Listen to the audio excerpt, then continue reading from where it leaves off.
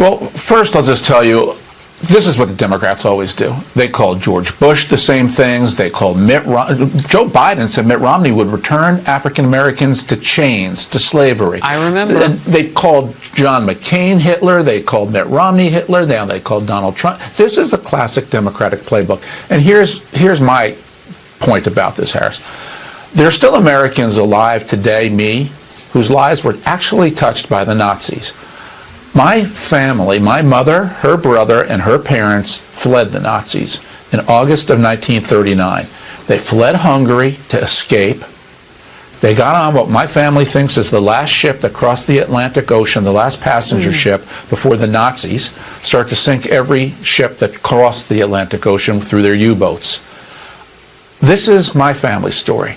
We had to flee the Nazis.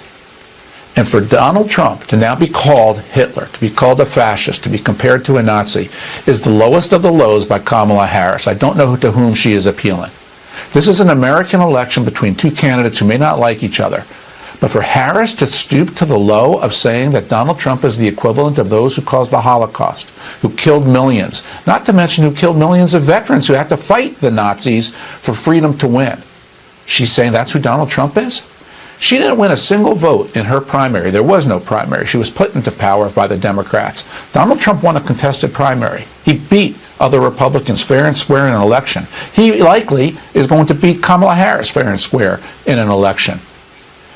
They don't like losing, so they call him a Nazi. Donald Trump is actually the essence of democracy, but nobody in American politics should compare anybody to the Nazis. That's who my family had to flee from.